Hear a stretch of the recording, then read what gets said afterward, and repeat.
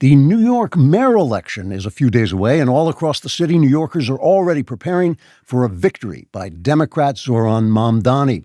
Some prepare by using their laptops as kickboards and attempting to paddle across Long Island Sound to Connecticut.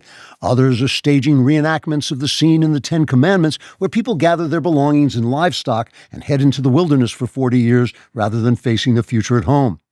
More philosophical and reflective New Yorkers simply sit in the shadow of the noose they've hung from these ceiling heating pipes, weeping quietly into their pumpkin spice lattes. Meanwhile, Mamdani continues his charisma-fueled campaign with his face lit by a smile so charming it reminds supporters of Pennywise the Clown just before he entices a child into the sewer by offering him a red balloon. In an appearance before a gathering of the American Federation of Islamist Terrorists bent on killing everybody and blaming Israel, the AFITBKEBI, Mamdani delivered his closing arguments to an enthusiastic crowd gaily decked out in brightly colored sticks of dynamite.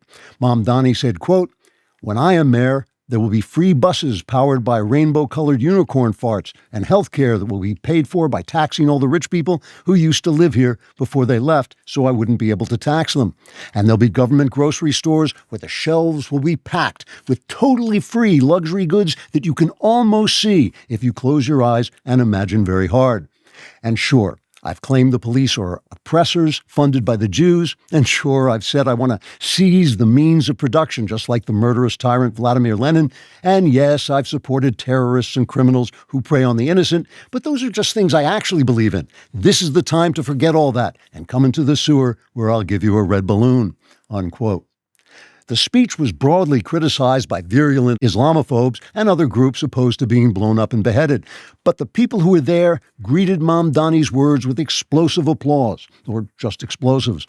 Some Democrats have hesitated to endorse Mamdani. Senate Minority Leader Chuck Schumer, for instance, can't decide whether to press the big red button marked, "I have no core beliefs, so I'll pretend to stand with the lunatic base," or the identical red button marked, "I have no core beliefs, so I'll pretend to reject extremism in case there are still some Democrats who aren't total scumbags like myself." On the other hand, New York Governor Kathy Hochul has gone all in, endorsing Mamdani at the annual meeting of the Society for Evil Clowns Who Entice Innocent Children into Sewers with Red Balloons, or the SECEICSRB. Governor Hochul said, quote, "When people ask me why I endorse Zohran Mamdani for New York mayor, I simply tell them, look in my eyes. Do you see anything there but an endless darkness in which values and ethics are dissolved to nothing by the acid of my ambition and love of power? How could you, when my very soul is a portal into a living hell of desire for the empty simulacrum of love that is the vote of fools who are being enticed into a catastrophe of American-hating dysfunction by their own ignorance and envy, which allow them to be charmed out of rational thought by a creepy smile and obvious lies? So vote for Mamdani, otherwise I'll just have to live with myself, which would be intolerable," unquote. Hochul's speech was praised for its startling honesty by the editorial board of the New York Post just before they headed downtown with backpacks full of gold bars in the hopes they could bribe their way through the Holland Tunnel and reach New Jersey. But Mamdani continues to have the support of younger voters, like one 25-year-old who told reporters, quote, "I love Mamdani because he reminds me of the golden days of my childhood and that funny clown who hid in the sewer and offered me a red balloon. I can't exactly remember what happened after that, but I guess we're about to find out." Trigger warning, I'm Andrew Klavan, and this is The Andrew Klavan Show.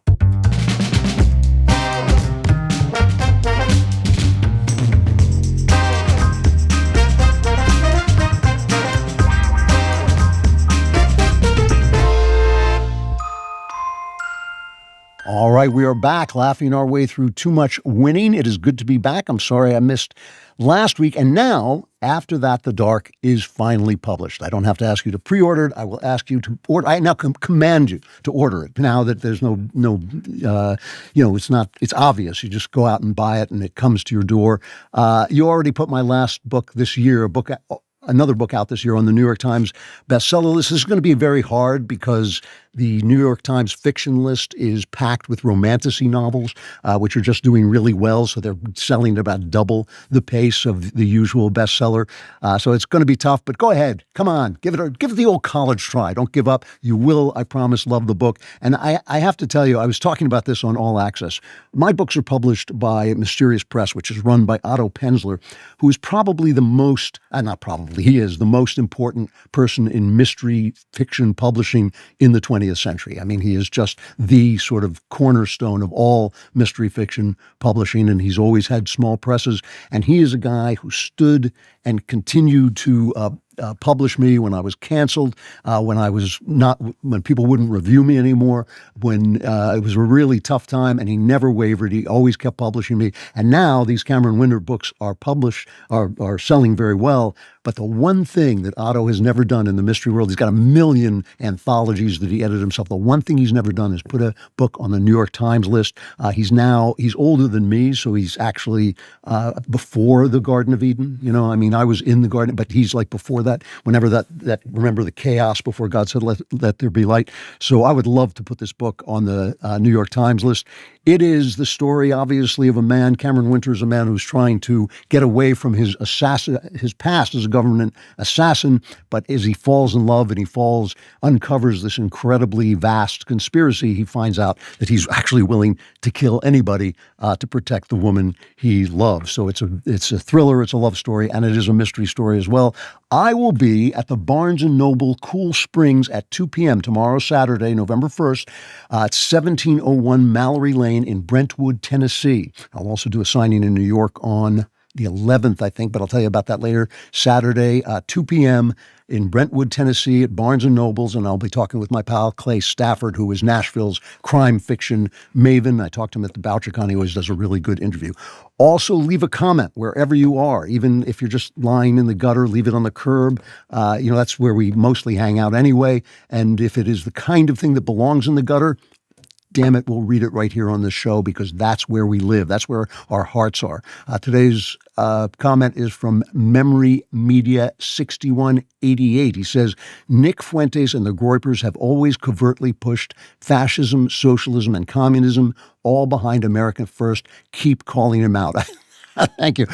Tucker Carlson actually interviewed him as if he were being criticized, and he talked as if he were being criticized for criticizing Israel instead of calling for the death of American Jews, which he has also done. All right, let's get to today's episode, The Great Feminization.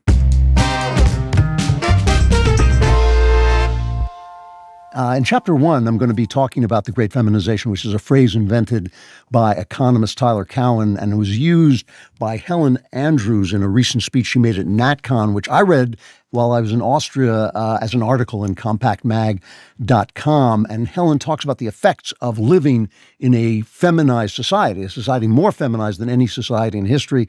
And this is one of those effects that's very close to my heart. This is cut one. Some of you may have read in the last 12 months one of several articles in the New York Times about how men don't read novels anymore. And the explanation why, which is very obvious to me, even if it's not obvious to the New York Times, is that the publishing industry is overwhelmingly female, almost 80% female. So men do still like to read novels. They just don't like to read the kinds of novels that today's publishing industry produces. Exactly right. And one of the reasons I decided to turn Cameron Winter into a series, which is the only time I've ever done a series, was because I noticed in the 2000s when we had the golden age of television, I've talked about this before, we had shows like Sopranos and The Shield and Breaking Bad and Deadwood and The Wire and Justified to some extent. They were all shows about anti-heroes. They were all shows about bad guys who were macho. And of course, the obvious reason was that when you outlaw masculinity, only outlaws can be men. And I was watching that because I had been writing those characters in books like True Crime 10 years before. This is one of the curses I have, is that I always tell you I give you tomorrow's news today. I also write the culture, tomorrow's culture today. And sometimes I've been a little bit too far ahead. I was about 10 years ahead of my time there. But I started to think, well, okay, So now you know what a man is, but you don't know what a good man is, because the good men on TV are always depicted as the guys who are, first of all, they all look like they have a stick up them. And that's the first thing. And the second thing is they're always like letting women, not standing up for women. They let women take care of themselves, and they don't want to lead women. Women can lead themselves, all of which just doesn't happen to be true. And so they don't look like men at all dealing with real women at all. So I wanted to write a story about Cameron Winter, who has done anti-hero things that can't be taken back, but now he said he wants to find out what it means to be a tough guy, but a good guy. And that's the trajectory of the series, and a lot of it is played out in After That in the Dark. You get the whole trajectory in that one book. And, this is the thing. I think this is what's happening in our moment. This is the moment we're in, a moment when men are going to have to figure out how to be good men and strong men again, which apparently is not happening when you read what women in Washington are saying about the guys they're looking for guys to date. They can't find any masculine men. These are conservative women looking for conservative men. But this is going to be going to bring about the next political era in this country. The question of whether or not men can find themselves and whether or not women can find themselves again is going to determine our politics in the future. Remember when the internet felt free? Now we're constantly tracked. Your internet service provider can see everything you browse, and in the U.S., they can legally sell that data to third parties. That's why I use ExpressVPN. ExpressVPN is a virtual private network that reroutes all of your online activity through secure encrypted servers, protecting it from your internet service provider and other third parties who might be watching. It also masks your IP address, the unique identifier that marks you on the internet, so data brokers lose your trail and your personal information stays truly personal. What makes it even better is how effortlessly it protects your entire household. With just one tap to connect, it's simple enough for anyone in your family to use, including the kids. ExpressVPN works seamlessly across phones, tablets, TVs, and desktops, and you can have it running on up to 14 devices simultaneously, more than enough to keep everyone under your roof secure. Once I've seen, by the way, how they sell my material, even if my stuff is closed, I just want that ExpressVPN blocking the way all the time. And if you want to return to the good old days of online privacy and freedom, get ExpressVPN. You can use my special link to get 4 extra months of ExpressVPN at expressvpn.com/Klavan. That's expressvpn.com/Klavan. I know what you're thinking. I know how to spell Express, but Klavan, that's a hard one. It's Klavan. No E's in Klavan. I just make it look this easy.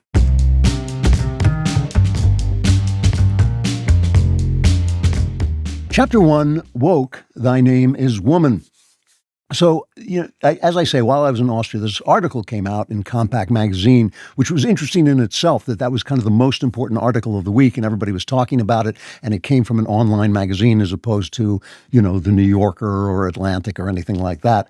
And as I say, it was called The Great Feminization. You may remember Helen Andrews. I think she was on the show after she wrote the book Boomers. Very smart lady, very crusty in a lot of ways, but also just sharp. She's just a person who says sharp things. And she made this speech at NatCon, which is what the article was based on. And she talked about this as an unprecedented movement, an unprecedented moment. There's cut 2. There have been many societies that have been feminist to one degree or another, in which women have been queens and owned businesses and held positions of authority that commanded the respect of men. But there has never been a society in which women hold as much political power as they do today. Think of all of the parliaments that have ever existed, every legislature in every country in every century. None of them has been, as ours is, 1/3 female. The idea of a female chief of police would have seemed very strange even to many early feminists, and yet today the police department is led by a woman in the largest city in America and in the city in which we are now standing. Law schools today are majority female. Law firm associates are majority female. Medical schools are majority female. Women earn a majority of BAs and PhDs. College faculty are majority female. This is something that's kind of obvious, but it's overwhelming when you start to think about it. All these places are majority female. Now, some of you may have noticed this, that men and women are very different. They're very different kinds of people. In fact, they're the only different kinds of people there are. There are only two kinds of people in the world. One is men and one is women. Everybody else is kind of aligned. You know, you have more in common with a man your age from Japan than you do with a woman your age from America. I mean, it's just, if you're a man, it is just the great divide in human history. Every myth, every creation myth starts with the creation of man and woman. It's the most obvious thing, no matter how hard, whether it's communists or communists, they always try to erase that difference. And even capitalists, as I've said before, even capitalists don't like the priorities of women because they don't necessarily feed into profit and the competition that makes capitalism work. So because men and women are different, if you feminize an industry, if it becomes majority feminine, the industry is going to change. And that change is, according to Helen, is wokeness. And what the uprise of the woke comes along with the feminization of several industries. So this is cut 3. If you want to put it in a single sentence, you could say that feminization equals wokeness. Everything you think of as wokeness is simply an epiphenomenon of demographic feminization. Think about all the things that wokeness means.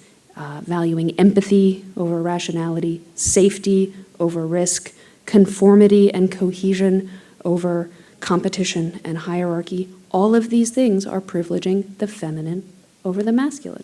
So if you have ever wondered why wokeness appeared out of nowhere when it did, that is my hypothesis, that all of the institutions that began admitting women in the 1970s eventually got enough women that they were able to reorient them. Now think about this for a minute, because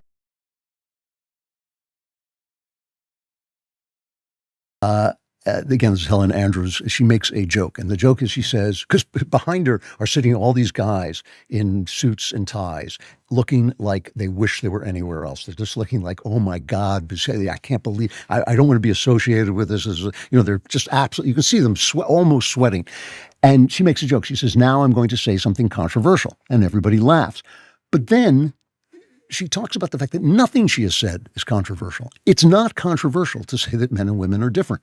It's not controversial. It's simply been banned. The thought, idea, the fact, the obvious fact, the most obvious fact in human life, the most important fact in human life, the most joyful and beautiful fact in human life, that men and women are different, has been banned. But it's not controversial. We all know it's true. As my son once said to me, if a scientific paper came out that was peer-reviewed and gone over 1 million times saying men and women were the same, it would have no effect, because we all know that is not the case. So the second thing she says is, when a business becomes feminized, when it becomes majority feminine, it will start to take on some of those feminine traits. That too is an obvious point. Wouldn't that be the case, right? If everybody in the room were 8 feet tall, that would change the nature of the room. If people are different and there are only two kinds of people, then that's going to change the nature of the business that they're in. What's controversial, she says, is it's okay to notice these things, and I'm not sure I agree with her about that. They've tried to make it un-okay, but they were forced into making it okay. She says, okay to notice these things, but you're not allowed to notice them unless you say they're good. So if you say, well, there's many more women in the legal industry now, isn't that wonderful? Then you're allowed to say it. But it becomes controversial when you say it's a bad thing. And she explains why she thinks it's a bad thing. That's cut 4. Feminization is not just an interesting new development that has had some pluses and minuses. It's that feminization, in the case of many important institutions, is a bad thing. In a few cases, it is so bad as to be to threaten the end of civilization. The rule of law, for example, is a very important thing. It's also very fragile. It requires a deep commitment to objectivity and clear rules, even when those rules yield an outcome that is not nice. I do not want judges who are more interested in context and relationships than in what the law says. Now, the other thing she adds in her article, which she doesn't say in her speech, is that when feminine values take over, the purpose of the industry suddenly comes in second. So in other words, as she was saying about the law, if you're worried about being nice, if you're worried about collegial relations, if you're worried about the fact, whether or not the facts are the important things or whether the feelings are the important thing. She cites the Brett Kavanaugh hearing where men were saying, well, he may or may not have done something bad, but there's no facts. There are literally no facts. I mean, as Molly Hemingway pointed out, there was absolutely no evidence that he had ever met the woman who was accusing him. And as Helen says, what the women were worried about is, yes, but she's crying. Yes, but she's hurt. Yes, but she's obviously very sincere, and therefore he's guilty. And that was exactly what you read every morning in the New York Times, that he was obviously guilty because women had been disbelieved in the past, and therefore they were being disbelieved now. And all of those things didn't matter to men who were saying, I'm not hearing any evidence at all. That not only changes the nature of the business, but it takes the telos of the business, the purpose of the business, and makes it second, which is what's happened, for instance, in news, in television news. Now they're going to explain to us what we should believe. They're going to tell us the news we should hear that will make us feel the things we should feel instead of the news. That's the difference. Now, the other thing she says is she talks about the fact that feminization lowers standards. And let's take a listen to this, cut 5. There certainly are many women who have the talent and the inclination to meet the old standards. There are many women who are excellent judges. I know many female journalists who are just as hard-nosed and uncompromising as any of their male peers.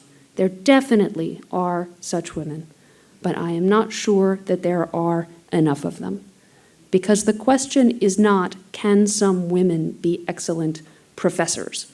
The question is it possible to have an academia that is majority female and is still as committed to and still respects the unhindered pursuit of unpopular truths as much as the old predominantly male academia did? I believe the answer is no. This is the question of scale.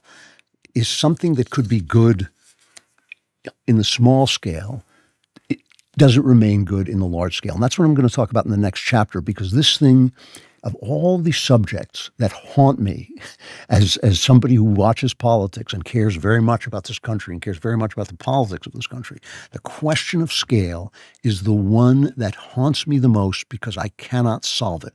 I have an idea how it can be solved. And people, whenever I say things like this, people write in and say, well, you solve it this way, this way, this way. And I think yeah, I thought of all those ways, but they actually don't work. And I will explain why, but I'll talk about that in a minute. Let me just finish this part about Helen Andrews and her speech about the feminization, the Great Feminization, by saying she actually has some practical solutions. And the solutions are not that women should be banned from any profession, because that's not the way we want it to be. I mean, these social movements always start out with good ideas, like giving women's choices and opportunities and all that stuff. And then they always get taken over by the left, at which point they become about, oh, men are toxic. The family's toxic. We've got to destroy the family. We've got to get women out of the house, which is an old Marxist idea. Because those are the bastions of freedom. The home is the bastion of freedom. Motherhood is the center of human life, and raising children and having a home is the center of human life. And all those things you have to destroy if you want to replace human values with socialist values. So what she says is simple. She says, we've got to take their thumb off the scale. We've got to get rid of laws that require women to be represented in certain numbers. So if you don't have enough women in your business, you can be sued. And men and businesses have been sued, and they have to pay up a lot of money simply because there aren't enough women there. This is this idea that disparate outcomes must reflect bigotry, which is nonsense. It's like saying there are too many tall people on our basketball team. It just may be that the people who came in, the people did a better job, and it may be that men do a better job at some things than women. And it may just be that an over-feminized shop doesn't go as well. So that's one thing. If you just take that away and say, hire the people you want, hire the people you like, hire the people who do the best job, that will solve part of the problem. And the other thing she talks about, and this is something very dear to my heart, is the two-income trap. That the fact that it is very, very difficult for a young couple to make enough money so that a mom can stay with her children without going back to work after even 6 months, which is just absolutely wrenching. And some people have speculated, and I think it's a good speculation, that the reason women are having so few children is they cannot stand the trauma of leaving them behind. I do not understand how women do that. And twice, because sometimes I speak without thinking. That is like the flip side of my being a frank person, is that I sometimes speak without thinking. Twice, I have walked in on women who have just had babies and found them back at work and have blurted out without thinking, "What are you doing here?" And they have burst into tears. And that shouldn't be. I'm sorry, that shouldn't be. When you have a baby, almost every woman wants to stay with that baby and raise that baby. And it's a period, a season in a woman's life. It doesn't last very long. It lasts 10, 15 years before the children start to go off on their own, start to have things to do outside the house. And then, she wants to work and do other things. But that season is cherished by most women and it is formative for all children. And so I think that is the thing, getting rid of the two income traps so women can do what they want to do instead of what they have to do.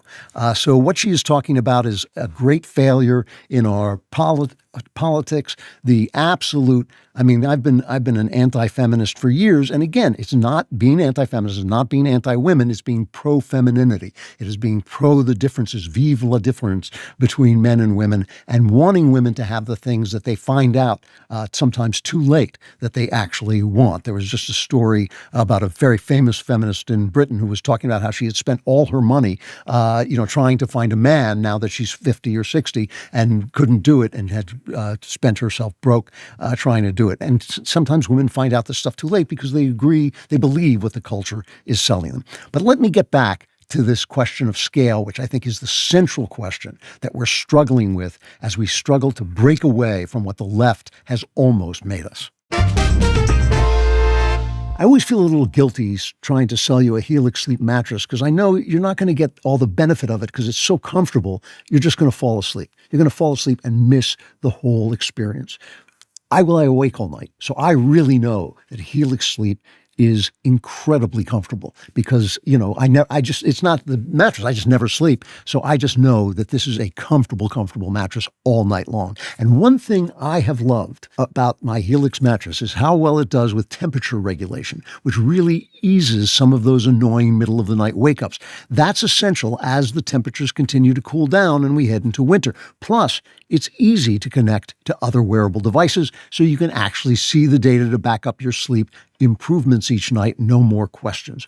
What makes Helix different is they don't just sell you a random mattress, they actually match you with the perfect one for your body and sleep style. Whether you're a side sleeper, back sleeper, or somewhere in between, they've got you covered. All you have to do is take their sleep quiz and find your ideal match. And trust me, when you find the right match, you'll wonder how you ever slept, or in my case, stayed awake on anything else. Right now is actually the perfect time to upgrade your sleep because Helix is offering a fantastic sale. Go to helixsleep.com/Klavan to get 20% off site-wide. That's helixsleep.com/Klavan for 20% off site-wide. Make sure you enter our show name after checkout so they know we sent you. Make sure you know how to spell Klavan. It's Klavan. Go to helixsleep.com/Klavan.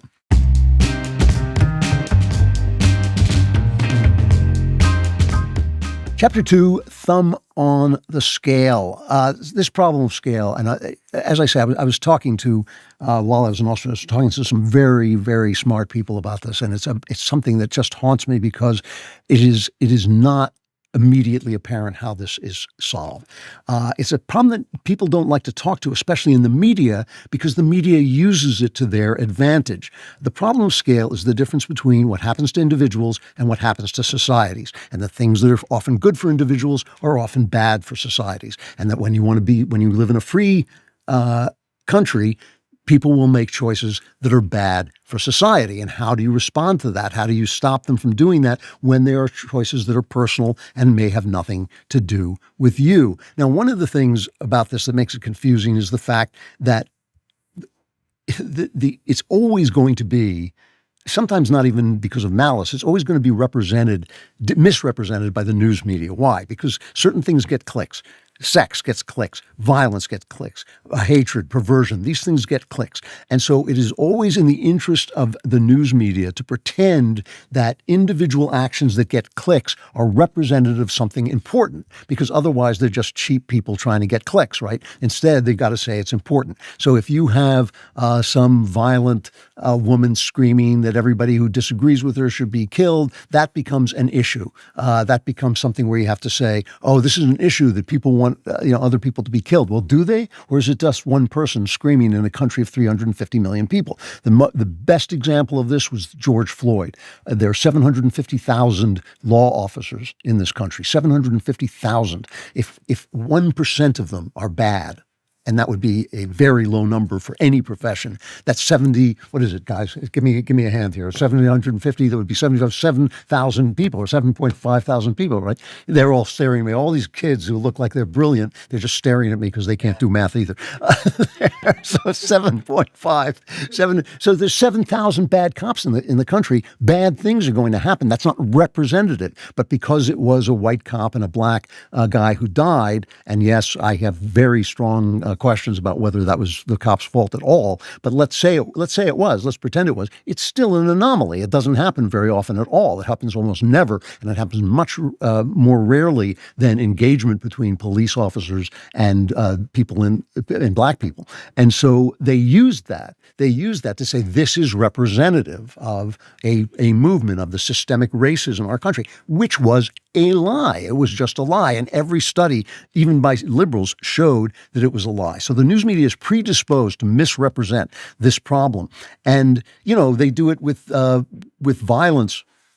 If conservatives gather and there's 500,000 conservatives and one on the end is wearing a Nazi hat, he's the story, right? He is the story. But if there are members of Congress who are Islamists, it's just that doesn't mean anything, right? And that's why Michael Knowles, who usually can't speak his way out of a paper bag, that was why he was before a congressional committee talking about leftist violence, and he made them look like fools because he brought the receipts. Let's just listen to a little bit of Knowles talking to this committee. It was great. It's cut 6. I looked into just a few recent examples that came to mind of prominent left-on-right violence. The Covenant School Massacre in Nashville, in which a trans-identifying shooter murdered Christian school children after outlining her ideological motivations. According to authorities, there was no ideological motive there. Go figure. The Black Lives Matter riots, overtly leftist demonstrations that left dozens of people dead and over $1 billion worth of property damage. Likewise, those fail to show up on registers of left-wing political violence. Even an attack by Antifa that targeted me personally, as well as conservative college students for our political views, appeared in official records and data sets as nothing more than obstructing law enforcement. It turns out the left commits relatively little political violence when you don't count the political violence that the left commits. Exactly. And, he did a good, that attack on him by Antifa, that was actually me. But so, I was dressed up in the whole balaclava thing. But if you're shocked that I would praise Knowles' performance because it was actually good, don't worry. I'm going to pick on him later and we'll attack him later. So this divide between what individuals do and what society does is something we have to pay attention to because it is the story. But it also is, and this is what haunts me, it also is a legit conflict. Gay people, good example. I know a lot of gay people. I'm an artist. I've worked with gay people all my life. Some of them great, some of them bad, just like everybody else, right? I think it's a good thing that a gay person can live a life without being hunted and haunted and attacked and vilified. And I think it is a good thing that they don't have to meet in bathrooms and places where they don't know the person that they're sleeping with. I think that I saw that. I saw that happen, and it was bad. AIDS happened in those days, not in these days. Okay, so whatever you think about gays, you don't have to like them. You don't have to think it's a moral thing. But the question is, how do you deal with the fact that an individual might be happier doing something that's not hurting anybody outside himself, and the fact that if you live in a gay society, the male-female bond, which is the core of every society, it is the core of every society. Marriage is at the heart of every society, gets pushed out of the center of the society. The society cannot thrive in that way. A woman cop may be a great cop. I mean, Helen addressed this, but a feminized police department may be a terrible department. I think Islam is a perfect example. I've met many truly wonderful and pious Islamic people that I would trust with my life. I have trusted when I was in Afghanistan. I did trust Islamic people with my life and never thought about it twice. But then that's why you get arguments like this from a very dishonest and sinister person, Zohar Mamdani. This is what he said, cut 7. I want to speak to the Muslim city worker, whether they teach in our schools or walk the beat for the NYPD. New Yorkers who all make daily sacrifices on behalf of this city only to see their leaders spit in their face. Now, I haven't seen any leaders spit in their face. I have seen police officers after 9/11 rush to protect Muslim communities. But Zohar Mamdani is a lying piece of garbage, so we won't deal with that. But the thing is, he's conjuring ideas of individuals, right? So you have individuals in your mind, which gets rid of the question, fogs over the question is a Muslim majority a good thing? Because when you have a Muslim majority, or even close to a Muslim majority, really bad stuff starts to happen. We see this in England right now, where people are being silenced because of what they see right in front of their eyes. But we see it in Dearborn, Michigan, which, if it's not a majority Muslim city, is getting very, very close. So you have the call to prayer from the muezzin, is waking people up at 5:30 in the morning, which violates noise ordinances, but the Muslim mayor won't do anything about it. We had the Muslim mayor on video telling a Christian pastor that he did not belong in the city, and he would have a parade in the day that he left the city. And you got rallies like this after October 7th. There's a rally in Dearborn. Because it's the United States government that provides the funds for all of the atrocities that we just heard about. And this is why Imam Khomeini, who declared the International Day of Quds, this is why he would say to pour all of your chants and all of your shouts upon the head of America.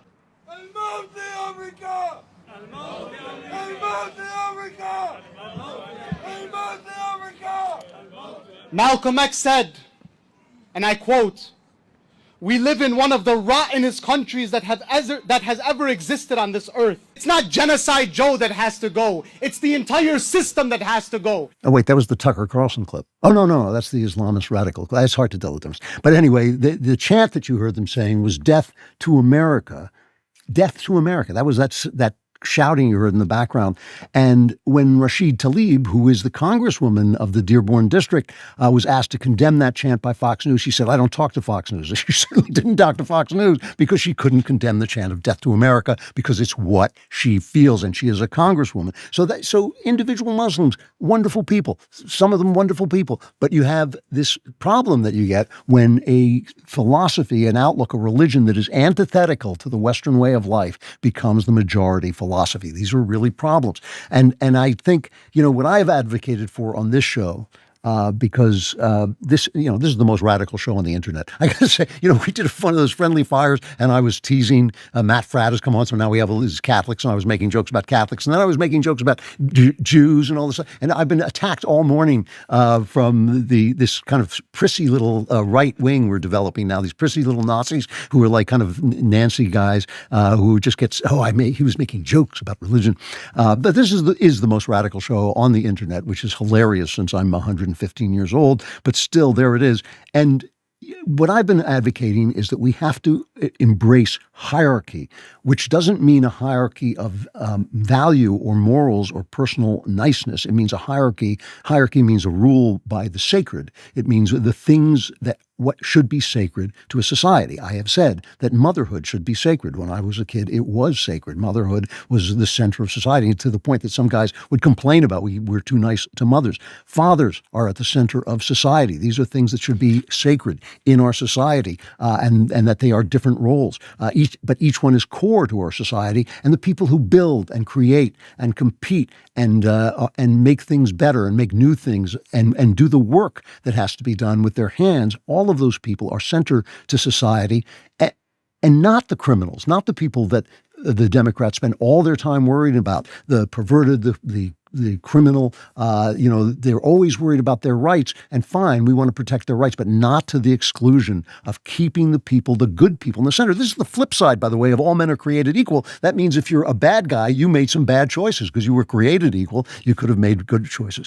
Now, what are the problems with the system? There are two enemies to the system. One is envy, which is because everybody wants to be at the center. Everybody wants to be considered normal. People have feelings. They don't like the fact that you say, well, actually, we don't want your porn in our elementary schools. I'm sorry, we don't want our porn in elementary schools, but we definitely don't want gay porn in our elementary schools. So you have envy because people want to be at the center and they're not. And you have genuine cruelty, which I think is more of a problem on the right. I think the envy is the leftist engine, but that you can't expect people to live outside the center of society in this hierarchy if you're treating them like crap. And I do not know if mankind is capable of loving hierarchy. I do not know if this is the thing that haunts me.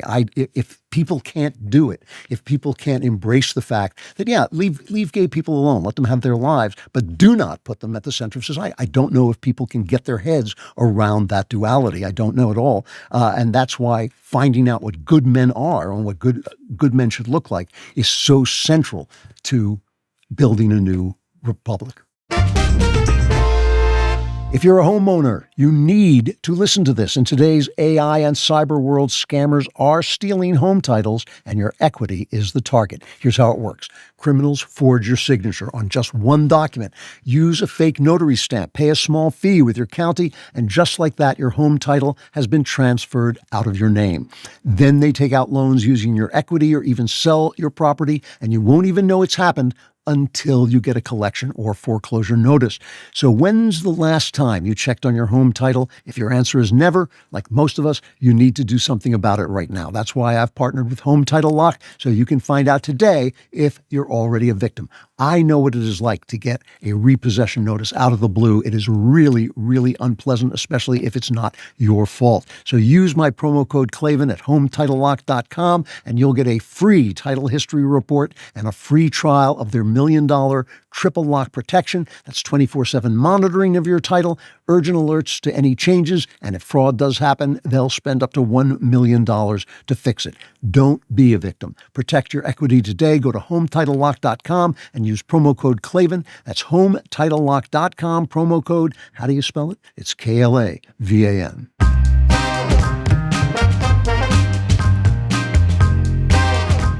Chapter 3, Freedom and Manhood. There is something developing among our youth, which I think is bad. And it's not surprising to me that it is coming up with anti-Semitism, because I always say anti-Semitism is the devil's flagpole. And the reason I attack it so much is not because of the anti-Semitism itself, but it almost always marks the place where evil is growing, almost always. The real anti-Semitism. I'm not talking about snobbish, I don't want this guy in my club. I'm talking about that hatred, the Jews control everything and Israel is running the country kind of nonsense stuff. But it's not that. It's the alienation from freedom. So on the left, it is the Zohar Mamdani crowd, the socialist crowd. And I've told you before that socialism is inherently authoritarian. You cannot have socialism that's not authoritarian because your money is a reward for what you do with your time. Your time is what your life is made of. If you make the money and the government, the state, decides what to do with the money, the state is in control of your time and in control of your life. There's a word for when you make the money but somebody else spends it. It's called slavery. When you do the work and the money goes to somebody else, that's called slavery.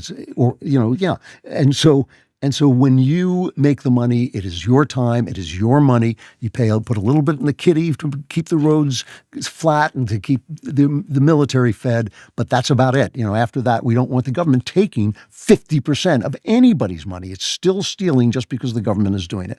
So the left has the problem. The left is losing its faith in freedom because they're losing the argument, because their ideas don't work. They never work. And so they always get oppressive, build a wall to keep people in Berlin or censor people. Here's Barack Obama just the other day. Here's what he said about the press, cut 9. Part of what we're going to have to do is to start experimenting with new forms of journalism and how do we use social media in ways that reaffirm facts, separate facts from opinion.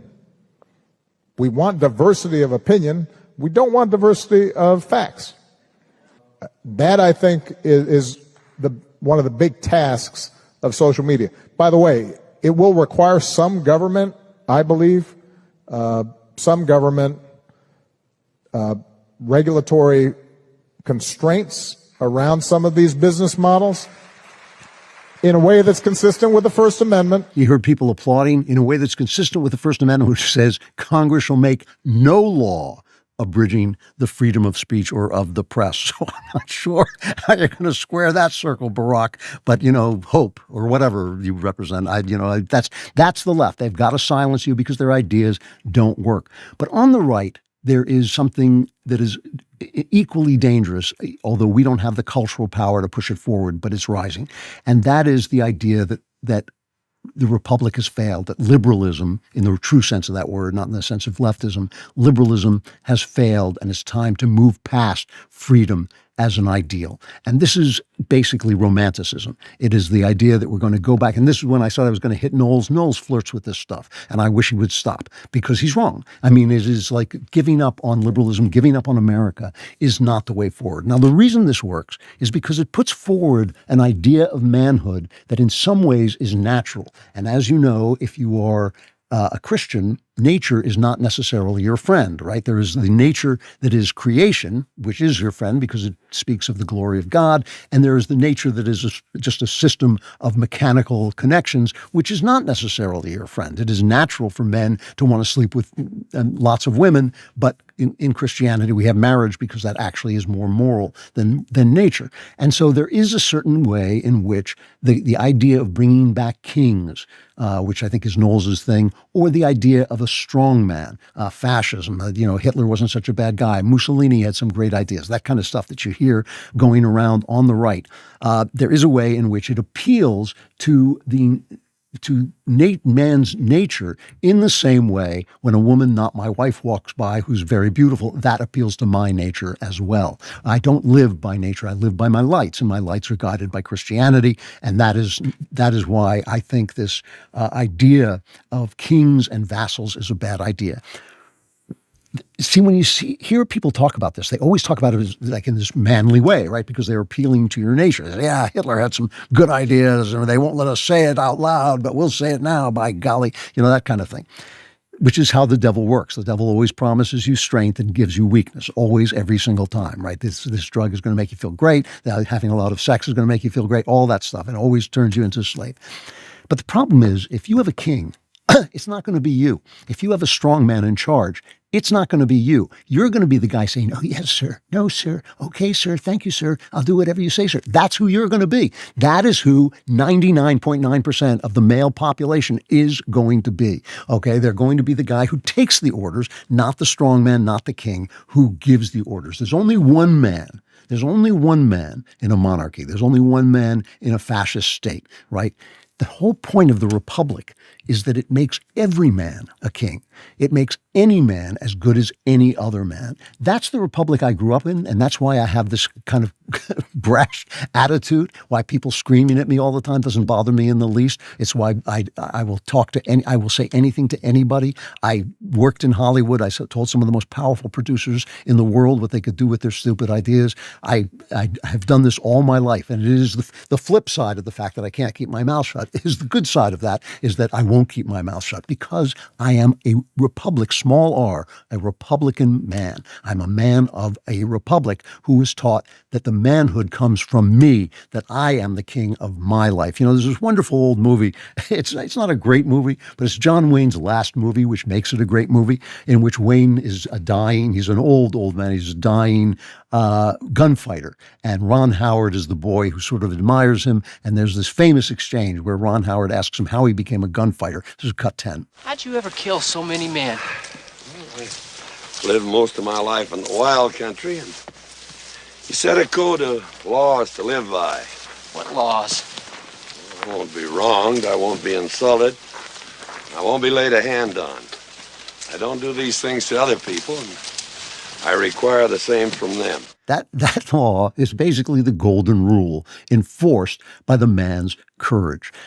A Republican man, the small r Republican man, is a true man because he is the power within every man to make the golden rule culture come to life, right? When George Washington hands over his swords to the civilians, he makes freedom alive. He instantiates freedom. He gives it a name, the name of the United States of America. When you live by those laws, I don't treat people badly, I won't be treated badly. But you have to do the first one, right? It's no good just doing the second one. I won't be treated badly, so I treat people well, so I will be treated well. You instantiate, you bring to life the golden rule culture in which women can live. That is the only culture in which women can live with dignity and respect. Real men don't need kings. They only need one king. And that's the subject of the final chapter.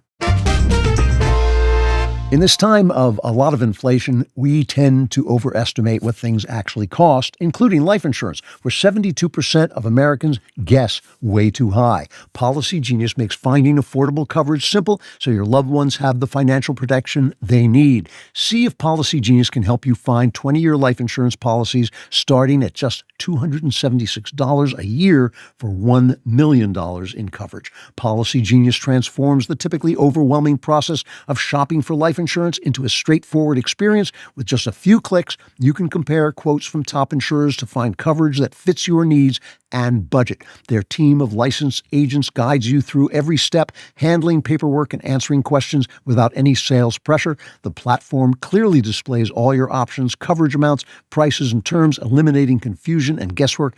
As the country's leading online insurance marketplace with thousands of five-star reviews, Policygenius has earned trust by helping customers find policies perfectly suited to their unique situations, making this important financial decision surprisingly simple. You know you need life insurance. You know you got to have it. And I have tried the Policygenius site. It really works well. It's really simple. So secure your family's future with Policygenius. Head to policygenius.com/Klavan to compare life insurance quotes from top companies and see how much you could save. That's policygenius.com/Klavan. And I know what you're thinking. You're thinking, that sounds great, but I don't know how to spell Klavan.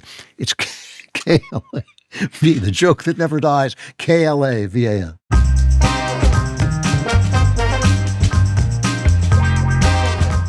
Final chapter, Christ the King.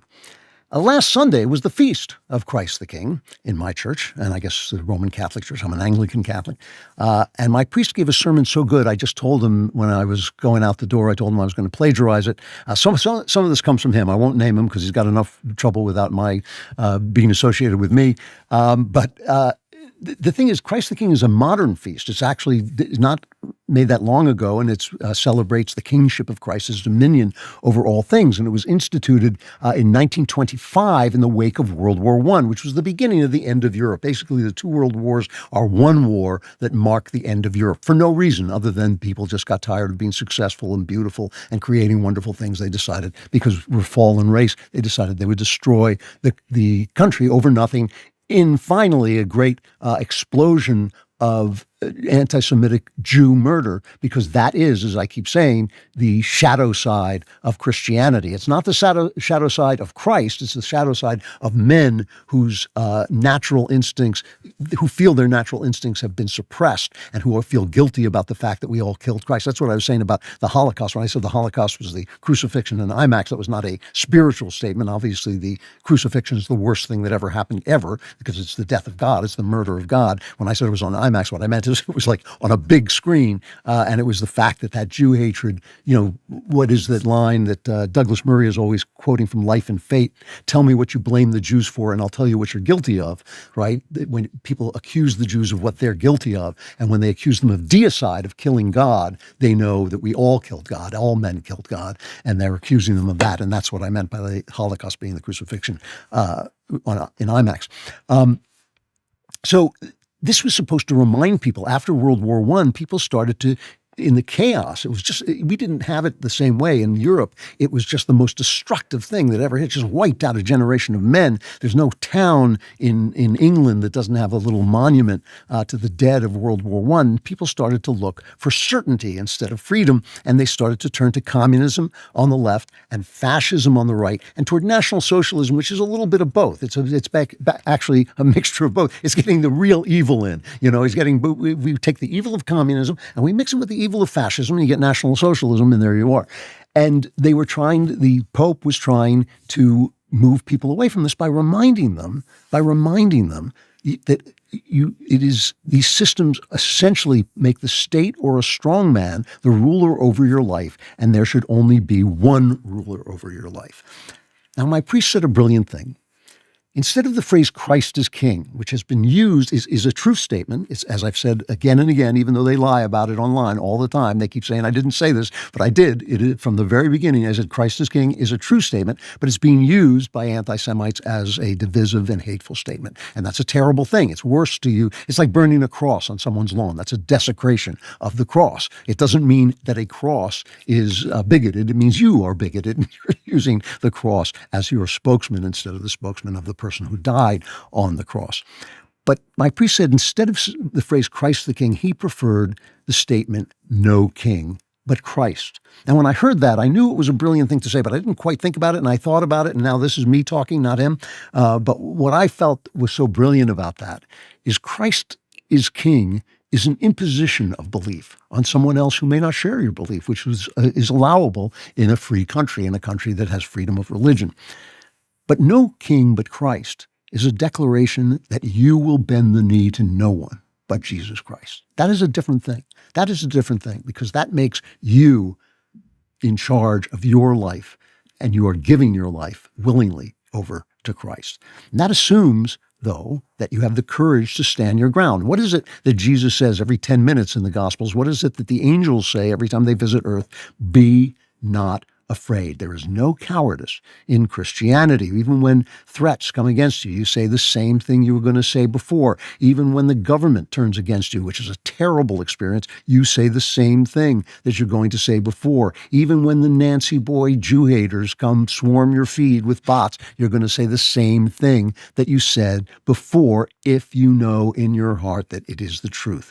There is no cowardice in Christ. It is the voice of John Wayne saying, this is where I stand.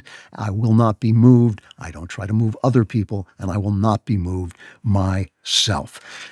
The reason this matters is that to be free, you have to solve the problem of scale, how a person can be good individually, but his ideas can be destructive in society.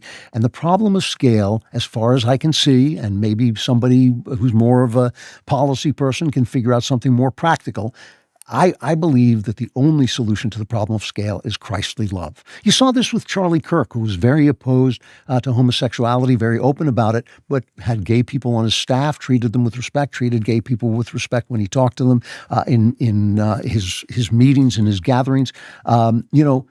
But it doesn't mean that there's no distinction between a gay relationship and a male-female relationship. Love is a bumper sticker for idiots. I mean, there's obviously a difference, and there's obviously one kind of relationship that it is at the center of the hierarchy, which again is not a question of personal value hierarchy. It's a question of what is sacred to a society.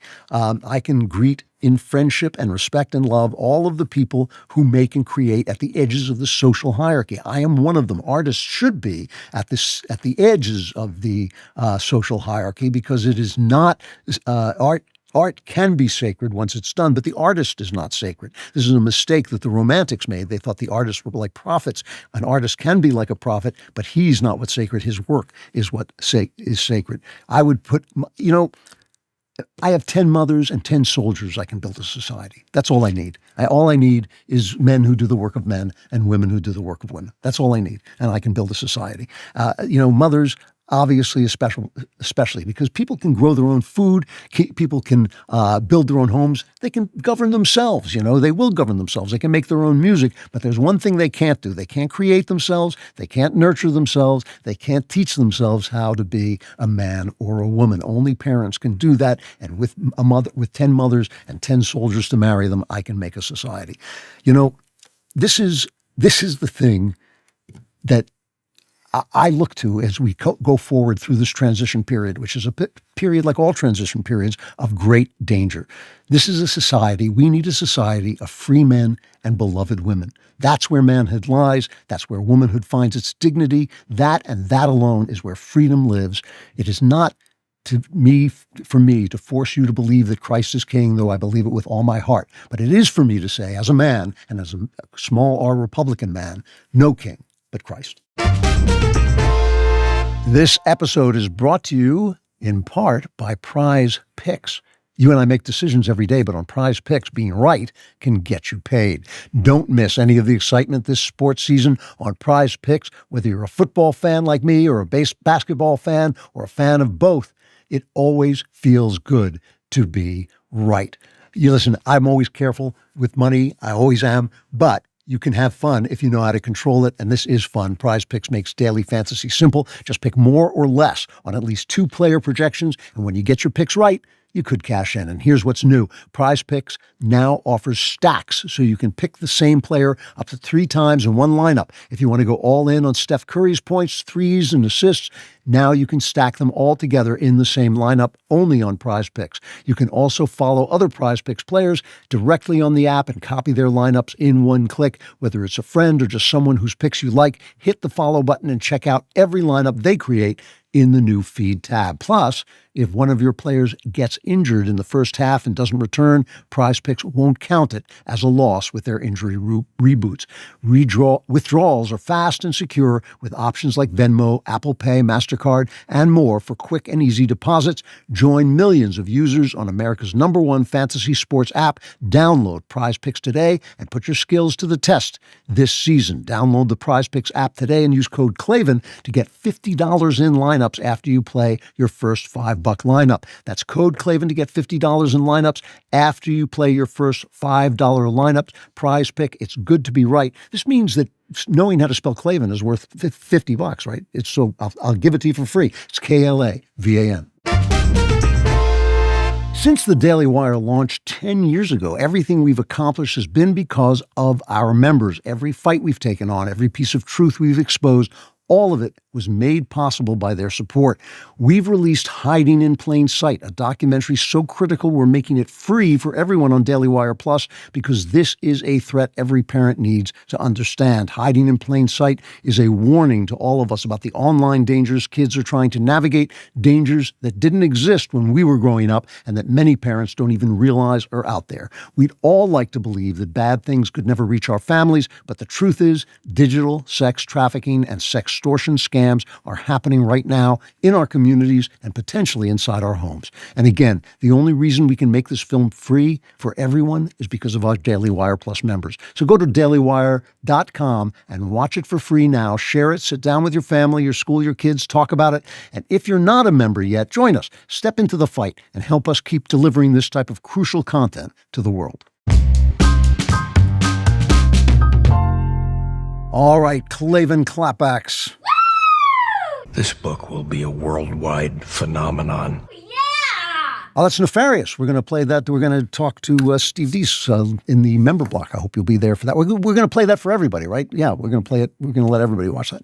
All right, Klavan Klapbacks is where you send your letters. Klavan with a K, Klapbacks with a K at DailyWire.com. Klavan Klapbacks at DailyWire.com. Ask anything you like, and I'll answer anything we like. It'll just be total chaos. All right, this one is from Alona. She says, Dear Andrew, I am writing simply to thank you for playing the Trump happiness montage every single week. It brings me great joy, and I look forward to it all week. I am also looking forward to receiving your latest novel. Well, since you bought my novel, we're going to win so much. We're going to win at every level. Hallelujah. Hallelujah. We're going to win economically. We're going to win with the economy. We're going to win with military. We're going to win with healthcare and for our veterans. We're going to win with every single facet. Zippity-doo-dah, zippity-yay. My, oh my, what a wonderful day. We're going to win so much, you may even get tired of winning. Yay! You'll say, please, please, it's too much winning. We can't take it anymore. I feel pretty, oh so pretty. I feel pretty and witty and gay. We have to keep winning. We have to win more. We're going to win more.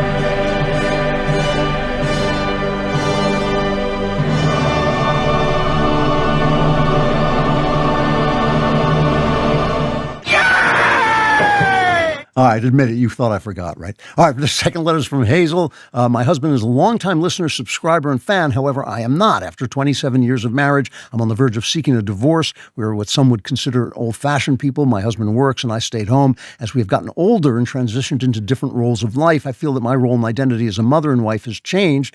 My husband thinks that my way of thinking is feminist because I would like to go back to school, get a job, be more active outside the home. He thinks that I'm not adhering to my wife and motherly duties. There are other issues in the marriage. There's a big lack of intimacy because I must feel comfortable and loved in order to have sex. All I'm asking for is that we go to therapy together, and all I get from him is that I need to change myself. He is not going to be changed by anyone.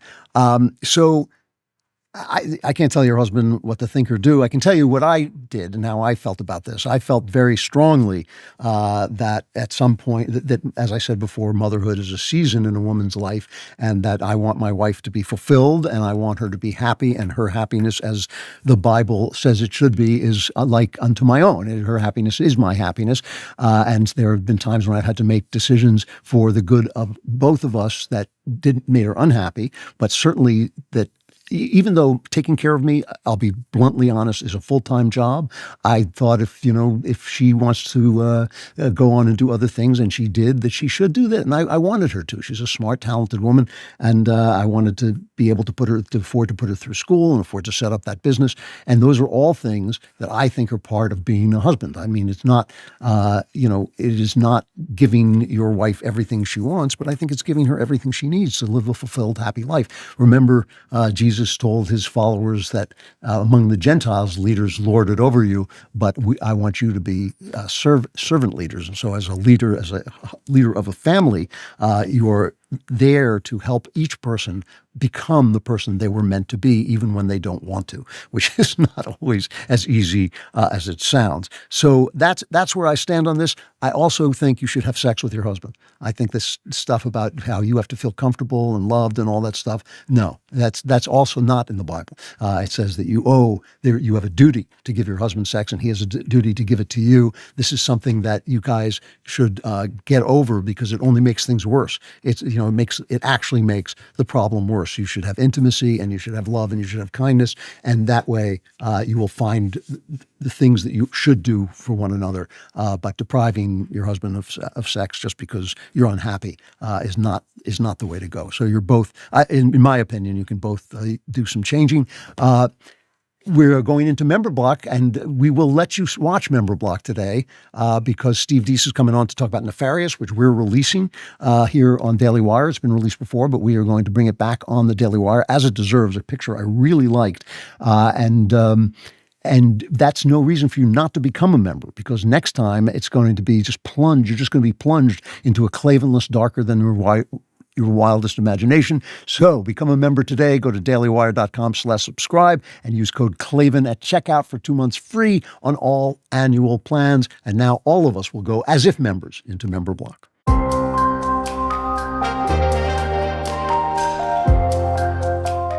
All right, this is Member Block, but we're letting everybody in because we want everybody to get to talk with me to Steve Deace. He is, as I'm sure you know, a host of the Steve Deace Show over at our pals at The Blaze, and he is the author of 13 books, 4 of which were bestsellers, including the 2016 novel A Nefarious Plot, which served as the inspiration for the movie Nefarious, which is now going to be on our website, on DailyWire Plus. I think you have to be a member to watch, but you should watch. Steve, it's really good to talk to you. How you doing? I'm well, man. Thank you very much. Appreciate it, and appreciate the kind words for the movie. Thank you. Well, I said that off camera. I want to say it on camera. I really like this movie a lot. I think there's so much that comes out of A, the Christian space, and B, there hardly is a conservative film space that's just not creative. It's just not good. And this was really inventive. And it's basically a two-hander, which is so hard to do, but it has been done well a couple of times on film. And it worked because of the twists in the plot. It worked because of the way the two characters interacted. And it was really good. I just thought, as I was watching it, I was just thinking, hey, wait a minute. I actually am watching something that's well done. I don't know how to deal with that. So you were writing novels before? Is that right? This was actually the very first novel. I'd only written, nonfiction political stuff. So this was the the very first novel I'd ever written. I got inspired to write it on my very first trip to Washington, D.C., because there's no better place to be inspired to write about a demonic takeover of America than Washington, D.C. Yes, I figured. And I'm there to do some publicity, and I jump in the shower.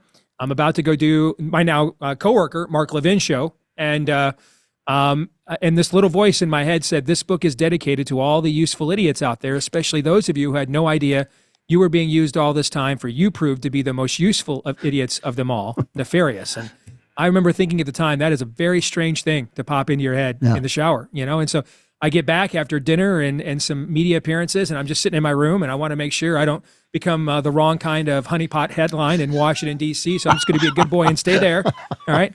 And I sit down at my keyboard, and I just start, playing around with this thing that came into my head in the shower.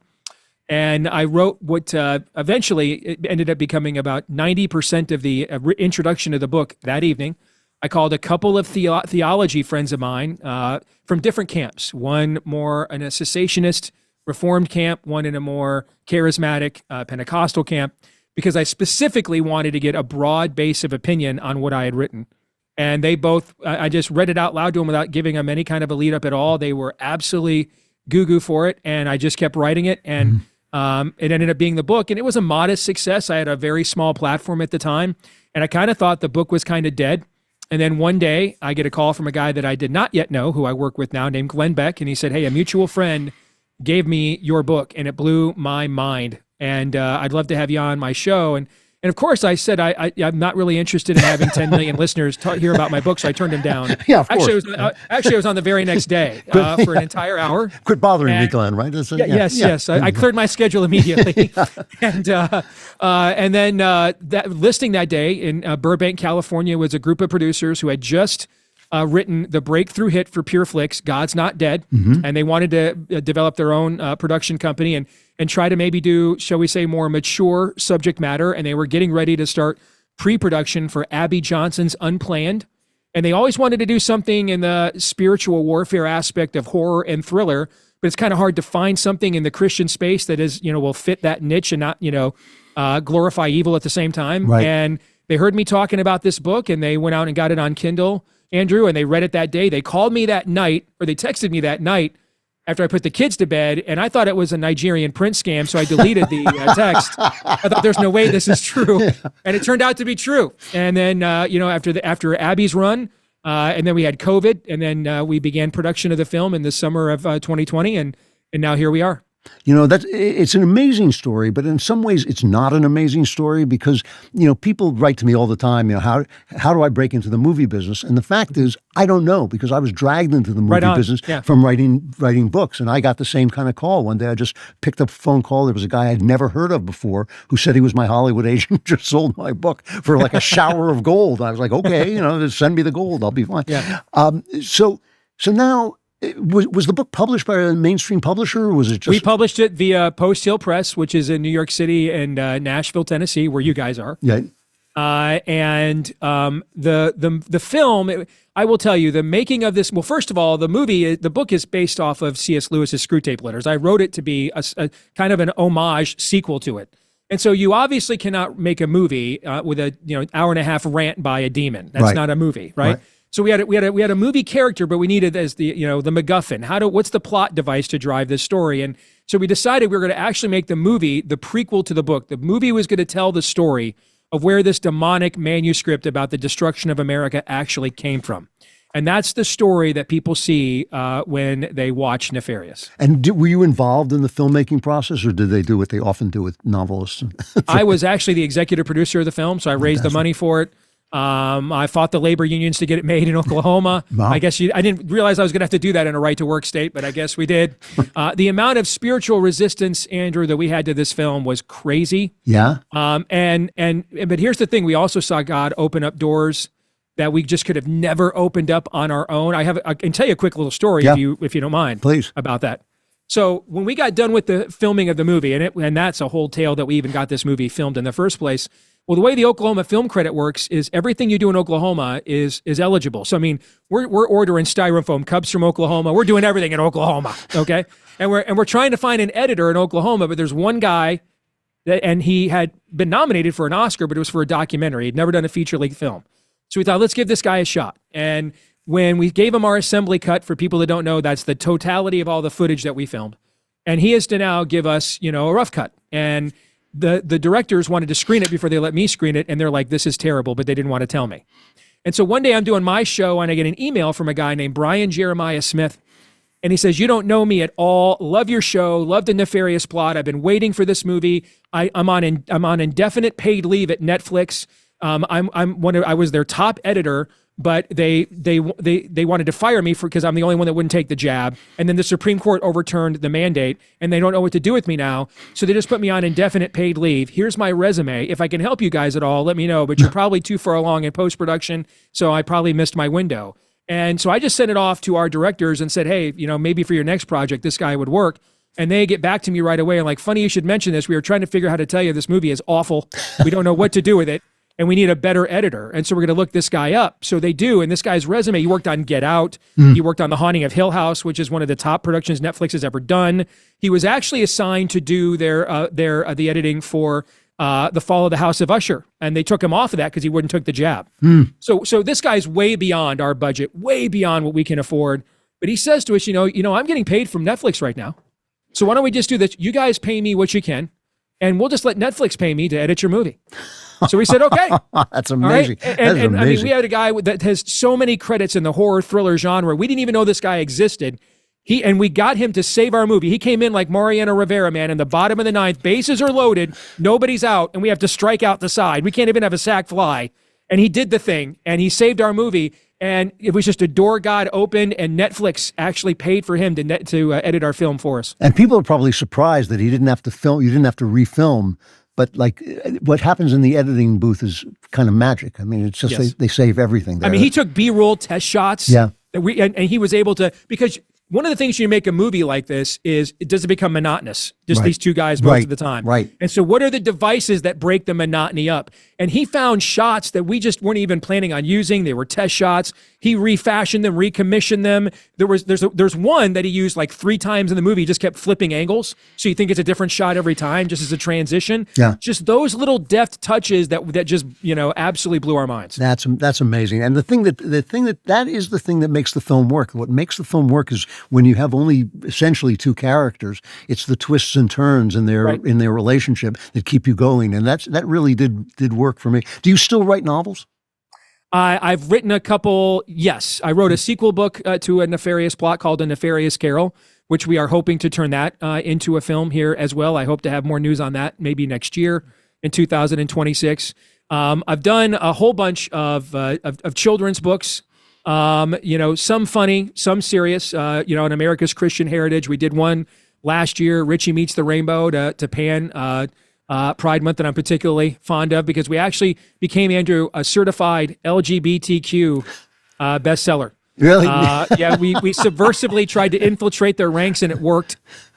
So that was kind of cool. That's very funny. I don't know how many guys can say they made they executive produced a Christian movie, and they are a certified LGBTQ bestseller, but I'm on that very short list. Very short list. I have to say, I'm out of time, but I just have to say, God bless Glenn Beck for reading fiction. He is among the only conservatives who actually likes fiction and reads it and talks about it. And I always love when I go on his show and I have a novel, at least he knows what I'm talking about and why I'm talking about it. It's just a great thing, and I'm not surprised that he was the linchpin. Steve Deace, you can find him at the Steve Deace Show over with our pals at the Blaze.